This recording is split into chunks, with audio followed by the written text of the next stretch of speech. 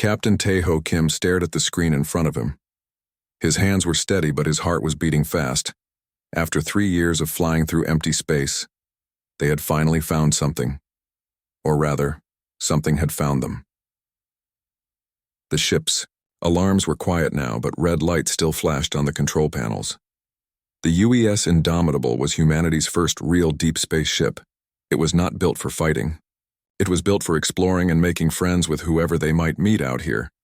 "Sir, we have 15 ships surrounding us," said Lieutenant Hyo Jun Park from his station. "They appeared out of nowhere. Our sensors didn't pick them up until they were right on top of us." Tae-ho nodded. He had been a ship captain for 20 years, but he had never seen anything like this. The alien ships were huge and dark. They moved in perfect formation like they had done this 1,000 times before. Their hulls were smooth and black, with no windows that he could see. "Any response to our greeting message?" Tae-ho asked. "Nothing, sir. We sent it in every language we know, plus mathematical sequences and music." "They're not answering." Dr. Soo-jin Park looked up from her science station. She was the best xenobiologist on Earth, which was why she was here.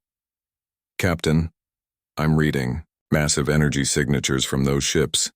Their technology is far beyond ours." Before Tae-ho could respond, the main screen flickered. A face appeared that made everyone on the bridge go quiet. It was humanoid, but wrong in every way. The skin was pale blue and stretched tight over sharp bones. The eyes were large and completely black. When it spoke, its voice was cold and mechanical. "Primitive vessel, you will identify your species and your homeworld location immediately." Tae-ho stepped forward. This was the moment humanity had dreamed about for centuries. First contact with an alien intelligence. He straightened his uniform and tried to look professional. "I am Captain Tae-ho Kim of the United Earth ship Indomitable. We represent the human species from the planet Earth. We come in peace and hope to establish friendly relations with your people." The alien stared at him for a long moment. Then it made a sound that might have been laughter, but there was no humor in it. "Humans. How disappointing. I am Admiral Vextar of the Valethian Empire. Your species is unknown to us, which means you are primitives who have barely crawled out of your home system. We've been exploring space for over 60 years, Tae-ho said, trying to keep his voice calm. "We've established colonies on 12 worlds and 12 worlds." The alien's voice cut through his words like a blade. "We control 12,000 systems. Your entire civilization is less than a rounding error in our records." Dr. Soo-jin Park stepped beside the captain. "We're not here to compare the size of our civilizations. We're here to learn and to share knowledge. Perhaps we can help each other." This time the alien definitely laughed. "Help? What could mortals possibly offer the Valethian Empire? You live for what, 80 of your years, 100? We have citizens who have been alive since before your species discovered fire. Our short lives don't make us worthless," Soo-jin said, her voice getting harder. "We may not live as long as you, but we make every year count." "Is that what you tell yourselves?" Admiral Vextar leaned forward on the screen. "Your mortality is a weakness. It makes you desperate and foolish. It makes you cling to meaningless things because you know you will be dust soon." Tae-ho felt anger building in his chest, but he forced it down. This was too important to let emotions ruin everything. "Perhaps we see things differently because of our shorter lives. That doesn't mean we can't work together." "Work together?" The Admiral's black eyes seemed to look right through him. "You misunderstand the situation, human. This is not a negotiation between equals. You are insects who have wandered into our territory. The Valethian Empire has decided what will happen to your species." The bridge went very quiet. Even the ship's engines seemed to whisper instead of hum. "What do you mean?" Tae-ho asked. "Your homeworld and all your colonies will become tribute worlds of the Empire. Your people will work for us. In return, we will allow you to continue existing. This is generous. Usually we simply eliminate species that serve no purpose." "Our people will never agree to that," Tae-ho said. "We're free beings. We don't bow to anyone." "Free?" Admiral Vextar made that cold, laughing sound again. "You think you have a choice?" Your primitive weapons cannot scratch our hull armor. Your fastest ships are slower than our cargo vessels. Your entire military could not defeat a single one of our patrol fleets. Lieutenant Hyojun looked at his captain with wide eyes. The young officer had joined the space service to explore the stars and meet new civilizations.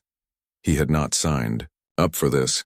Perhaps you need a demonstration, the admiral continued. Your sensors show 3 mining stations in this system. Industrial facilities with, let me see, roughly 8,000 workers total. Those are civilian stations, Su Jin said quickly. Non-combatants. They have nothing to do with any military decisions. Exactly. They are perfect examples. The screen went dark. For a moment the bridge was silent except for the soft beeping of instruments. Then Lieutenant Hyojun screamed, "Sir, energy discharge from the lead ship. The mining stations, they're gone." Taeho stared at his officer. Gone? Completely vaporized, sir. 8,000 people, just gone. The alien appeared on screen again. That was our greeting, humans. Now you understand what you are dealing with. You have one of your weeks to deliver your formal surrender. After that, we will begin removing your colonies one by one until your homeworld agrees to serve us.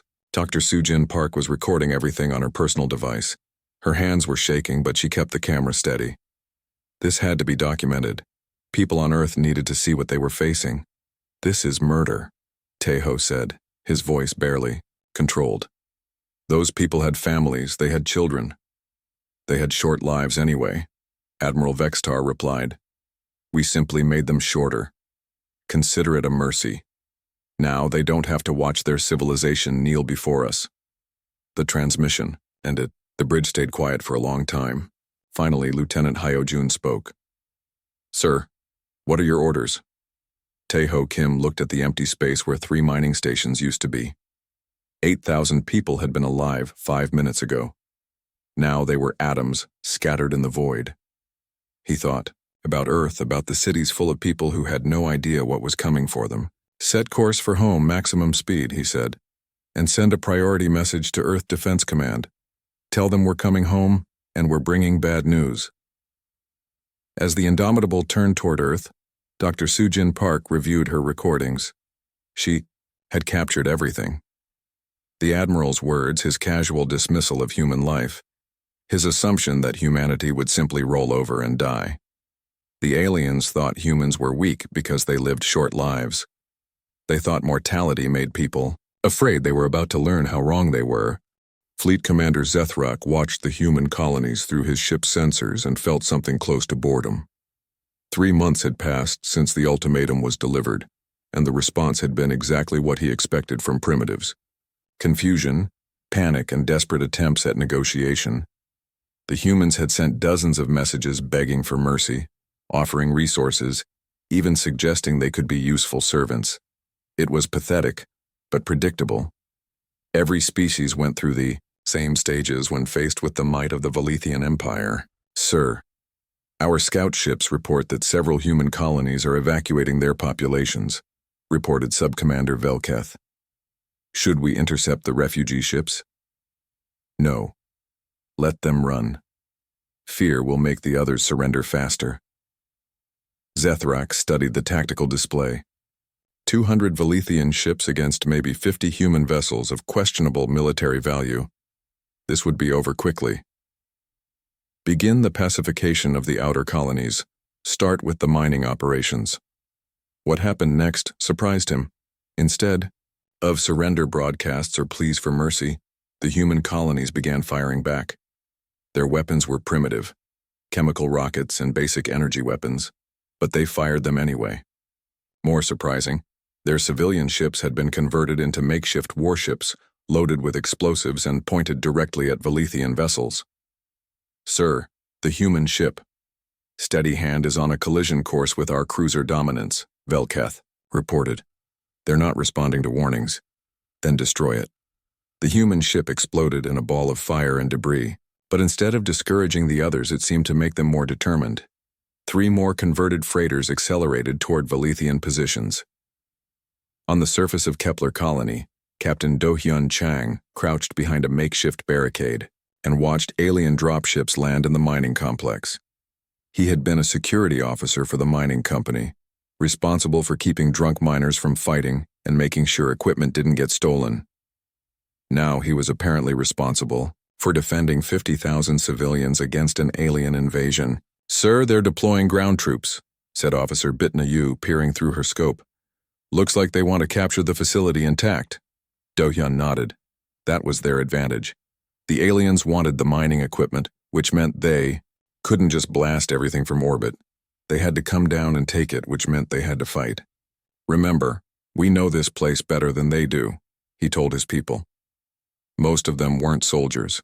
They were miners, technicians, and office workers who had chosen to stay behind when the evacuation ships left. "Use the tunnels. Use the machinery. Use whatever you can find." Engineer Haiwan Shin had spent the last month turning mining equipment into weapons. Ore haulers became mobile missile launchers. Excavation charges became bombs. Asteroid processing plants became fortress positions with overlapping fields of fire. "Captain, I've got explosive charges planted throughout the main shaft," she reported, over the radio. "When they try to secure it, we can bring the whole thing down on their heads." The Velithian soldiers moved with the confidence of a species that had conquered hundreds of worlds. They advanced in perfect formation, their armor gleaming, their weapons ready. They expected scared humans to surrender or run. Instead, the first squad walked into a trap. Haiwan triggered the charges, and 10,000 tons of rock came crashing down. The alien soldiers in their advanced armor were buried just as dead as anyone else would have been. What kind of species destroys their own infrastructure rather than surrender it? Sub-Commander Velketh wondered aloud as he watched the tactical display. Fleet Commander Zethrak was beginning to ask himself the same question. The humans were fighting with a desperation that made no tactical sense. They were using weapons that should have been ineffective against Velithian technology, but somehow they were making them work.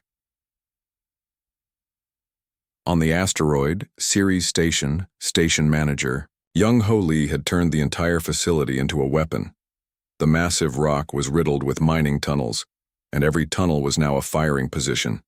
When Velithian ships tried to approach, they were met with missiles launched from concealed ports all over the asteroid's surface.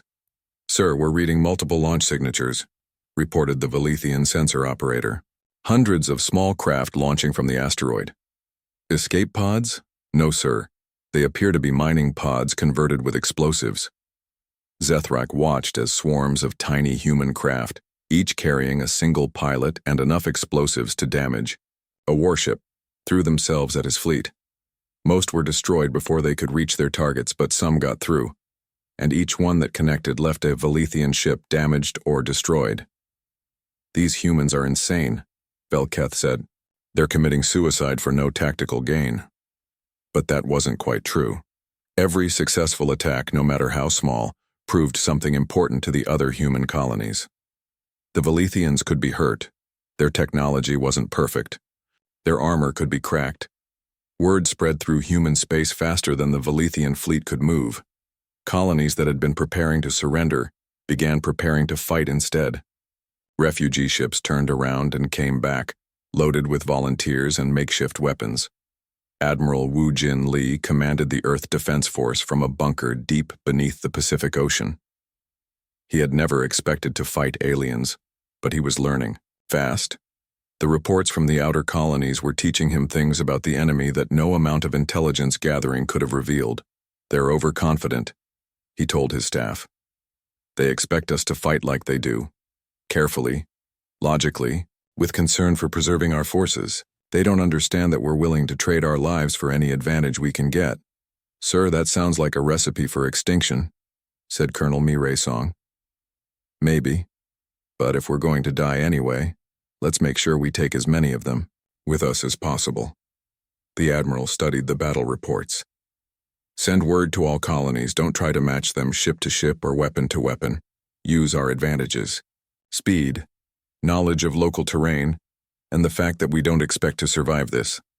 On Europa Station, Administrator Kyung-Soo Nam received the message and smiled grimly. His station orbited Jupiter, surrounded by the most dangerous radiation environment in the solar system. Humans could only survive there in heavily shielded habitats, but they had learned to use the radiation as a tool. When the Velithian fleet arrived to claim Europa, they found the station apparently abandoned. Scans showed no life signs, no active power systems, nothing worth taking. They moved on to more valuable targets. They never noticed the small human ships hiding in Jupiter's radiation shadow, or the mining charges that had been carefully placed on several of the planet's smaller moons. When the Velithian fleet passed through the debris field, the charges detonated simultaneously, turning chunks of ice and rock into high-velocity projectiles. 3 Velithian cruisers were destroyed in the ambush. The survivors never figured out how the humans had survived long enough in that radiation to set the trap. Status report, Fleet Commander Zethrak demanded. Sub-Commander Velketh looked uncomfortable. Sir, we've secured 12 human colonies, but losses have been higher than anticipated. The humans are not fighting like any species we've encountered before. Explain. They don't retreat when faced with superior force. They don't surrender when surrounded. They don't negotiate when offered mercy. They just keep fighting. Zethrak studied the tactical display. His fleet had accomplished its objectives, but it had taken 3 times longer than planned and cost twice as many ships as expected. Against primitives with inferior technology. Perhaps they simply don't understand the hopelessness of their situation, he said finally. Once we demonstrate our full power, they'll see reason. But even as he said it, Zethrak wasn't sure he believed it. These humans fought like they had nothing to lose, even when they clearly did. They destroyed their own facilities rather than let the Velithians have them. They threw away their lives for minimal tactical gains. What kind of species did that? More importantly, what would happen when the Velithian Empire pushed them too far? The answer was coming, whether the aliens were ready for it or not. Prince Kolveth stared at the reports from the human colonies and felt something he had never experienced in his 300-year life. Frustration. The inferior species was supposed to have surrendered by now. Instead, they were still fighting, still destroying Velithian ships, still refusing to accept their obvious defeat. This is taking too long, he told Fleet Commander Zethrak through the communication link. The High Council is asking questions about why a few primitive colonies are giving us so much trouble. Your Highness, the humans are more stubborn than we anticipated, but we are making progress. Several colonies have been secured and not fast enough. Kolveth cut him off. These mortals need to learn what happens when they defy the Velithian Empire. Make an example. Choose one of their colonies and remove it completely. Zethrak hesitated. Sir, our intelligence suggests that destroying civilian populations might make the humans fight harder, not surrender. Impossible. No rational species would continue fighting after watching their own kind die for nothing. Choose a target and eliminate it. That's an order. The transmission ended, leaving Zethrak staring at his tactical display. He selected New Sol Colony almost at random. 400,000 humans, including the refugees who had fled from other worlds. It was large enough to make an impression, but small enough to be destroyed quickly. He told himself it was necessary. The faster this war ended, the fewer beings would die on both sides. On New Sol Colony, Governor Sumin Han was in the middle of organizing the final refugee convoy when the Velithian ships appeared. They came out of hyperspace in perfect formation, their weapons already charging. Governor, we're receiving a transmission, reported Communications Officer Junho Park. The main screen flickered to life, showing Prince Kolveth in his elaborate ceremonial armor. Humans of New Sol Colony, you have witnessed the power of the Velithian Empire. You have seen your defenses crumble and your fleets destroyed. Yet still you resist the inevitable. Governor Han stepped forward. Your Highness, our people are ready to discuss terms. We've prepared surrender documents. Too late. The prince's voice was cold. Your species needs to learn the price of defiance. New Sol Colony will serve as that lesson. The screen went dark. Governor, their weapons are powering up, Junho said, his voice cracking. All of them. They're not planning to invade. They're planning to... The first energy beam struck the Capital City. In an instant, 2 million people became vapor and ash. The second beam hit the refugee camps where families who had already lost everything were waiting for evacuation ships. From his command ship, Prince Kolveth watched the destruction with satisfaction. The human colony was burning. Their cities were melting.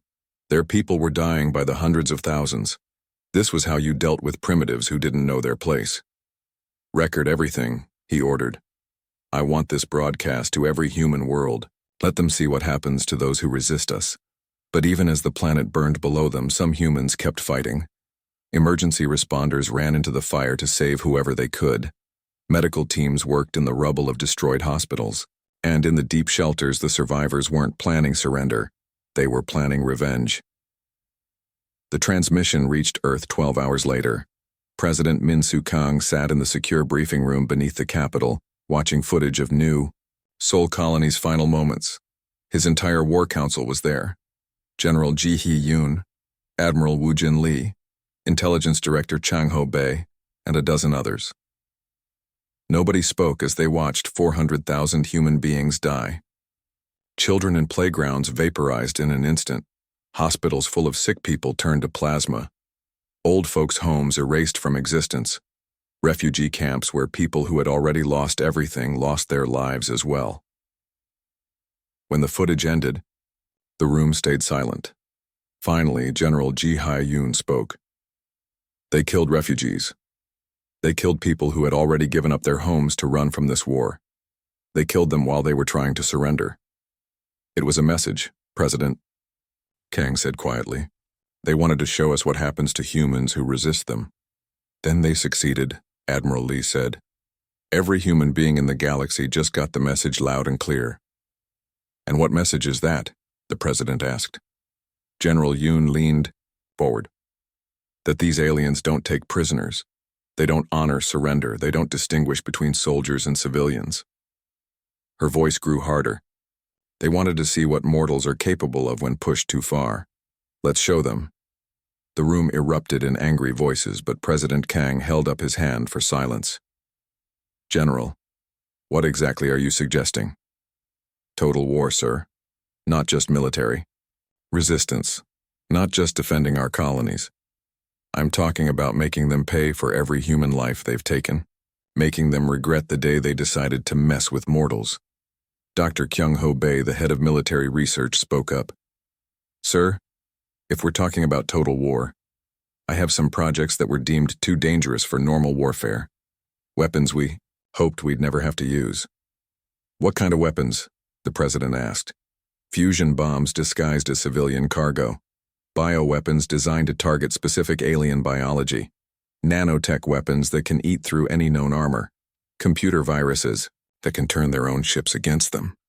The scientist's voice was matter of fact. "Things we developed just in case we ever fought a war where the normal rules didn't apply." "The normal rules don't apply anymore," General Yoon said. "They made sure of that when they murdered 400,000 civilians." President Kang thought about the footage they had just watched. He thought about the children who would never grow up, the parents who had died trying to protect their families, the refugees who had fled one death only to find another. "Give me 12 hours to think about this," he said finally. "This is the kind of decision that changes everything. Once we start down this path, there's no going back." But even as he said it, Kang knew what his answer would be. The aliens had crossed a line that couldn't be uncrossed. They had shown that mercy was weakness, that surrender was death, that the only choice was to fight or die. Across human space, the reaction was the same. On Mars, Colonel Yoonji Choi watched the footage and immediately began converting the entire planet into a fortress. If the aliens wanted to take Mars, they would have to pay for every meter of ground in blood. On the orbital shipyards around Jupiter, Captain Soo-young Nam began loading civilian freighters with nuclear weapons. If the Valethians thought human merchants were harmless, they were about to learn otherwise. On research stations throughout the outer system, scientists began working on weapons they had only theorized about. Weapons designed not to win battles, but to make sure the enemy paid the highest possible price for victory. And in homes across human space, Ordinary people began preparing for a war unlike any in galactic history. A war where the shorter-lived species would teach the longer-lived ones about the value of every single day. The aliens had wanted to send a message by destroying New Sol Colony. They had succeeded. But the message wasn't the one they had intended. The message was simple. Humans had nothing left to lose, which meant they were now the most dangerous species in the galaxy. The Valethian Empire was about to learn what happened when mortals decided that if they were going to die, they would take their enemies with them. All of them. The real war was about to begin. 1 year had passed since the destruction of New Sol Colony, and the galaxy was burning. What the Valethian Empire had expected to be a quick conquest had turned into a nightmare that consumed resources and lives on a scale they had never imagined. Fleet. Admiral Sang-Woo Park stood on the bridge of the UES Vengeance, watching Valethian ships explode in the distance. His fleet wasn't trying to win this battle. They were trying to make it cost the aliens everything they had. "Sir, the Prometheus is reporting critical damage," said Lieutenant Commander Boram Kim. "They're requesting permission to withdraw." "Denied. Signal Captain Lee to proceed with the Phoenix Protocol." On the screen, they watched the human dreadnought, Prometheus, change course. Instead of retreating, it accelerated directly toward the largest Valethian ship in the enemy formation. Its engines glowed white-hot as it pushed past every safety limit. Captain Young-Suk Lee sat in his command chair and watched the Valethian battleship grow larger on his screen. His ship was dying around him. Half his crew was dead. The life support was failing, but the nuclear charges in his cargo hold were still armed, and the enemy ship was still there. "All remaining crew to escape pods," he ordered. "Anyone who doesn't want to die today, get out now." Most of his people were already gone. Only a few volunteers stayed behind to help guide the ship in its final moments. They were all older officers, people who had lived full lives and were ready to make their deaths count for something. "Sir, the Valethian ship is trying to change course," reported the helmsman. "Too late." Lee smiled grimly. "Impact in 30 seconds. It's been an honor serving with you all." The Prometheus struck the Valethian battleship at nearly the speed of light.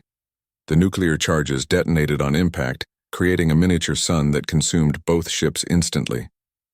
The explosion was so bright that both fleets had to shield their sensors. When the light faded, the Valethian battleship was gone. So was the Prometheus and everyone aboard her. "That's the 17th kamikaze attack this month," Sub-Commander Velketh reported to Fleet Commander Zethrak. "Our ship losses are becoming unsustainable." Zethrak studied the tactical reports. The humans had lost more ships and more people, but they seemed to consider that acceptable. Every human ship that died took at least one Valethian vessel with it, and sometimes more. How is this possible? He wondered aloud. They're not gaining territory. They're not protecting their colonies, they're just dying. What kind of military strategy is suicide?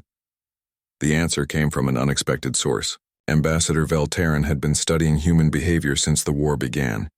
He was one of the few Valethians who had tried to understand their enemy instead of just destroying them. "Commander, I don't think they're trying to win this war in any sense we would recognize," he said. "I think they're trying to make sure we lose it." "Explain." "Look at the numbers. Every month we lose more ships than we build. Every battle costs us resources we can't easily replace. Every victory requires more effort than the last one. The humans are turning this war into a grinding machine that will eventually destroy us both.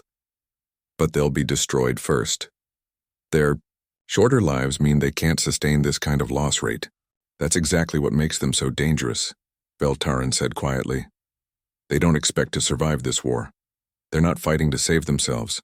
They're fighting to make sure we pay the highest possible price for destroying them." On Mars, Colonel Yoonji Choi proved that theory every day. The red planet had been turned into a fortress world, with underground bunkers and tunnels connecting every major settlement. When the Valethians tried to land troops, they found themselves fighting a ghost war against an enemy that appeared from nowhere and disappeared just as quickly. "Ma'am, Sector 7 is reporting another successful ambush," said Major Taejun. "Oh, 15 Valethian soldiers eliminated, no human casualties. Good. Have them fall back to the secondary positions and prepare for the counterattack. Yunji studied the tactical display. The aliens controlled most of the surface, but the real Mars was underground now. Miles of tunnels, hidden supply depots, and secret weapons factories that kept producing ammunition even while the planet was under occupation. The Valethians could hold the ground, but they couldn't use it. Every mining operation was sabotaged. Every communication relay was destroyed. Every supply convoy was ambushed. Holding Mars was costing them more than leaving it alone would have. In space, the war was even stranger. Captain Su-Young Nam commanded a fleet of converted civilian ships that looked harmless until they got close to Valethian vessels. Merchant freighters full of nuclear bombs, passenger liners packed with remote-controlled fighter drones, even medical ships that turned out to be full of soldiers instead of patients. Captain, we have a Valethian supply convoy at coordinates 47 Alpha, reported navigator Minji Yu. 3 cargo ships with light escort. Perfect. Signal the fleet. Today we're ice miners from the asteroid belt. Anyone who breaks character gets to explain to the aliens why we're really here. The human ships approached the Valethian convoy, with their weapons powered down and their holds apparently full of water ice. The aliens barely glanced at them. Ice miners were common in this part of space, and they posed no threat to anyone, right up until the moment when the ice turned out to be frozen explosives, and the mining ships revealed hidden weapon ports. The Valethian convoy was destroyed in minutes. By the time reinforcements arrived, the human ships had scattered back into the asteroid field where they were impossible to find. Sir, this is the 43rd merchant convoy loss this month, Velketh reported. Our supply lines are breaking down.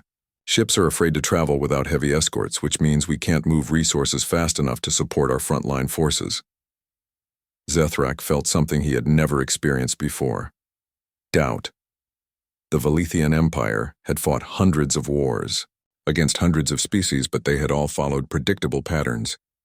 The enemy fought for their homeworlds, tried to protect their people, and eventually surrendered when the cost became too high. Humans didn't follow those patterns. They didn't seem to care about territory. They abandoned their colonies without fighting for them, then spent months making it impossible for the Valethians to use what they had captured. They didn't protect their people. Instead, they turned their people into weapons. Dr. Insu Jiang had spent the year developing what he called the Phoenix Protocol. It wasn't a weapon in any traditional sense. It was a plan to make sure that even if Earth fell, even if every human colony was destroyed, the war would continue. The idea is simple, he explained to the High Command. We scatter small groups of humans throughout the galaxy. Not colonies, not settlements, just small teams with one mission. Make the Valethians pay for what they've done. Guerrilla warfare on a galactic scale, General Yoon said, nodding. Even if they destroy our civilization, they'll spend centuries hunting down scattered groups of humans who are still fighting. More than that, Dr. Jiang continued. We make sure they can never feel safe. Every Valethian world, every ship, every space station has to worry that there might be humans nearby. Humans with weapons. Humans with nothing left to lose. President. Kang looked at the plan and felt a chill. This isn't warfare. This is a promise of eternal revenge. Yes, sir. That's exactly what it is. The plan was already being implemented.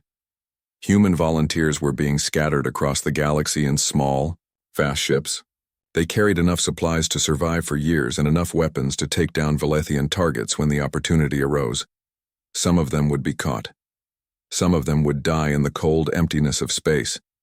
But others would survive, and those survivors would become a plague that would haunt the Valethian Empire for generations. Prince Kolveth was beginning to understand what his empire had awakened. In his private chambers, he reviewed the casualty reports that his advisors were afraid to show him publicly. The numbers were staggering. More Valethian lives had been lost in this one war than in the previous century of conquest combined. Perhaps it's time to consider peace negotiations, suggested his aide, Chancellor Mordek. Peace? With primitives? Impossible. Your Highness, these primitives have destroyed a third of our fleet. They've made it unsafe for our merchants to travel without military escort. They've turned conquest into the most expensive undertaking in imperial history. Kolveth turned away from the window. They're mortal. Their short lives make them weak and desperate. Eventually, they'll run out of people willing to die for nothing. But even as he said it, he wondered if it was true. The humans seemed to have an unlimited supply of people willing to die just to hurt the Valethian Empire. How was that possible? The answer was spreading across human space in whispered conversations and secret messages. The aliens thought human mortality was a weakness. They thought short lives made people afraid to die. They were wrong. Short lives made every moment precious. They made every death mean something. They made people willing to trade their brief existence for something larger than themselves. The Valethians would learn that lesson, whether they wanted to or not. 2 years after the destruction of New Sol Colony, Emperor Zarthek of the Valethian Empire sat in his throne room and stared at reports that should have been impossible. His empire, which had dominated the galaxy for thousands of years, was losing a war against primitives who lived for less than a century. "Explain to me again how this happened," he said to the assembled council. Prince Kolveth, who had started this war with such confidence, looked older than his 300 years. "Father, the humans don't fight like any species we've encountered. They don't value their own lives, they don't protect their territory, they don't seek victory in any sense we understand. Then what do they seek? Revenge. Nothing but revenge." Fleet Commander Zethrak stepped forward with the latest battle reports. "Your Imperial Majesty, we've lost 60% of our fleet. Our supply lines are constantly under attack. Our colonies are requesting military protection we can no longer provide. And the humans, they're everywhere." It was true. What had started as a simple conquest of 50 human worlds had turned into a galaxy-wide nightmare. Human raiders struck Valethian targets hundreds of light years from the nearest human colony. Merchant ships disappeared without a trace. Military bases were sabotaged by enemies who seemed to appear from nowhere and vanish just as quickly. "They've turned the entire galaxy into a battlefield," Ambassador Velteron reported. "Our citizens are afraid to travel. Our trade routes are compromised. Our military is spread so thin that we can't properly defend anything." Emperor Zarthek turned to his military advisors. "What do you recommend?" "Full mobilization, Your Majesty," said General Kethvar. "Commit every ship, every soldier, every resource to ending this war once and for all." "And if that fails?" The general hesitated. Then we might need to consider other options." Those other options were being discussed in secret meetings throughout the Valethian Empire. For the first time in their history, they were facing an enemy that might actually destroy them. Not through superior technology or tactics, but through sheer, relentless determination to make victory cost more than defeat. On Earth, Admiral Dae Sung-Oh was preparing humanity's final gambit. The planet was surrounded by Valethian ships. Its orbital defenses were gone and invasion seemed inevitable. But Admiral Oh had one card left to play. "Are you certain this will work?" President Kang asked during their final meeting in the deep bunkers beneath Geneva. "It will work, Dr. Hayrin," Kim replied.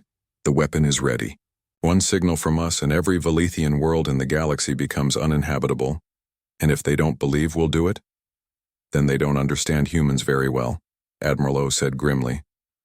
Which, after 2 years of war, would be a remarkable failure of intelligence on their part. The plan was simple in concept but terrifying in execution. Human scientists had developed a weapon that could turn any planet's atmosphere into a radioactive nightmare. It required only a small device, easily hidden, easily transported by the human raiders who were already scattered across Valethian space. More importantly, it was a weapon that humans could use even if Earth fell. Even if every human world was destroyed, the scattered survivors could still trigger the devices and make the Valethian Empire pay the ultimate price for their victory. "Sir, we're receiving a transmission from the Valethian fleet," reported Communications Officer Young-Ho Park. Emperor Zarthek himself appeared on the screen. He looked tired in a way that seemed impossible for a being who had lived for millennia. "Humans of Earth, I am Emperor Zarthek of the Valethian Empire. I wish to discuss terms." President Kang stepped forward. Your Majesty, I'm surprised. 2 years ago, your people told us that mortals had nothing to offer immortals. What's changed? The Emperor was quiet for a long moment. We have learned new information about your species. Perhaps we were hasty in our initial assessment. You mean you've learned that we're willing to die to hurt you? Among other things, yes. Admiral O joined the President on screen. Your Majesty, let me be very clear about something. We've prepared weapons that can destroy every Valethian world in the galaxy. We've positioned them beyond your ability to find or stop them. If you want to end this war, we have terms. What terms? Complete withdrawal from human space, a guarantee of non-interference for the next 1,000 years, and reparations for the worlds you've destroyed. Prince Kulveth appeared beside his father on the screen. You're in no position to make demands. Your homeworld is surrounded. Your colonies are captured or destroyed. Your people are scattered and beaten. Admiral O smiled, and there was no warmth in it at all. Your Highness, let me show you something. The screen split, showing footage from across the galaxy. Valethian worlds burning as human raiders struck military targets. Supply convoys being destroyed by converted merchant ships. Orbital stations evacuating as small human craft loaded with explosives approached them like mechanical meteors. This is what mortals do, Admiral O said calmly. We don't just fight. We make sure our enemies remember why they should have left us alone. Every human you've killed has made 10 more willing to die just to hurt you. Every world you've destroyed has created 100 new reasons for revenge. You're bluffing, Kulveth said. You don't have the resources for this kind of operation. We don't need resources. We need volunteers, and we have more volunteers than we know what to do with. The Admiral leaned forward. Your Highness, you wanted to test mortals. You wanted to see what we would do when faced with annihilation. Look, around you, this is what mortals do. The footage continued. Human families recording final messages before suicide attacks. Elderly people volunteering for missions they knew would end in death. Children learning to build bombs instead of toys. An entire species that had decided survival was less important than making their enemies pay for every life taken. We've turned your empire into our graveyard, Admiral O continued. Every Valethian world is now a target. Every ship is now vulnerable. Every citizen is now afraid. You wanted to conquer mortals? Congratulations. You've learned what it costs to be our enemy. Emperor Zarthek looked at the footage for a long time. His empire had conquered hundreds of species, but none of them had responded like this. None of them had turned warfare into a form of mutual destruction that could only end when one side was completely eliminated. What guarantee do we have that you'll honor any agreement? He asked finally. None, President Kang replied. Just like we had no guarantee that you'd honor the surrender of New Soul Colony. The difference is we remember what happened to people who trusted your word. The negotiation continued for hours, but the outcome was inevitable. The Valethian Empire was facing a choice between withdrawal and mutual annihilation. For a species that measured time in millennia, the choice was obvious. We accept your terms, Emperor Zarthek said finally. Our fleets will withdraw from human space within 1 standard month. We will provide the requested reparations, and we will guarantee non-interference as specified. One more thing, Admiral O added. You will broadcast a message across the galaxy, a warning to other species about what happens when someone decides to test mortals. What message? That humanity doesn't start wars. But when someone starts a war with us, we make sure they regret it. Forever. The Emperor nodded slowly. It will be done. As the transmission ended, Captain Mi-Young Seo of the Human Raider Fleet Ghost Division prepared to send the final message of the war. Her ships were hidden throughout Valethian space, weapons armed, ready to carry out the ultimate revenge if the aliens tried to break their word. All units, this is Ghost Leader. The war is over. Stand down from attack positions, but maintain surveillance. If they try anything, show them what mortals are capable of when they really get angry. The response came back from dozens of human ships scattered across the galaxy. Understood, Ghost Leader. The mortals remember. In the years that followed, The war between humans and the Valethian Empire became legend throughout the galaxy. Not because of the battles won or lost, but because of what it taught everyone about the species with the shortest lives. Other aliens learned to be careful when dealing with humans. They learned that mortality wasn't a weakness. It was what made every fight matter. They learned that when mortals decided something was worth dying for, they became the most dangerous force in the universe. The Valethian Empire kept its word. They withdrew from human space and never returned.